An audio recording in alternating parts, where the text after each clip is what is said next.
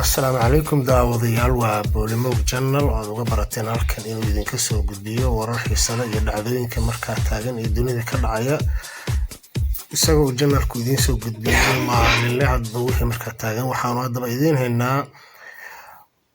fanaanada caanka ah ee Nimco Yaasiin Carraale ayaa waxa uu dib u soo laba kacleeyay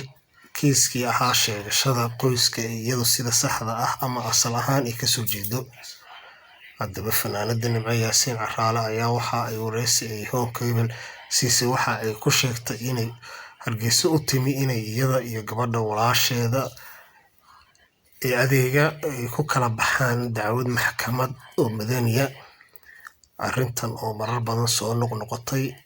is-heesashada iyo isqabsashada ay labada beelood isku haystaan Nimco Yaasiin Carraale ayaana waxa ahayn arrin cusub ee waxa ay tahay arrin warbaahinta marar badan ay soo hadal qaaday. Adeega oo iyadu qudheeda sheegaysa inay tahay Nimco Yaasiin Carraale gabar walaasheeda oo weliba da'di ka yareed ah, taasoo ay warbaahinta marar badan ay kaga hadashay ayna sheegtay iyada oo weliba tilmaamo fara badan sheegtay iyo waxyaabo calaamada ah. Haddaba waxaa jirta in ay Nimco Yaasiin Carraale sheegtay inay maxkamadda gobolka Hargeysa geysay dacwad ka dhan ah qoyska sheeganaya iyada oo doonaysa in laga qaado DNA labadooda oo lagu kala saaro halkaasi. Arrintan ayaa waxa ay cirka isku sii shareertay markii ay marar badan qoyska ay sheeganaya Nimco Yaasiin ay saxaafadda mariyeen iyagoo si wadajir ah uga wada hadlaya oo aanan ahayn gabadha keliya ee adeega ee dad badan oo kasoo jeeda faamilkaasi ay wada sheegayaan inay Nimco Yaasiin iyada kasoo jeedo. Haddaba arrintan ayaa waxa ay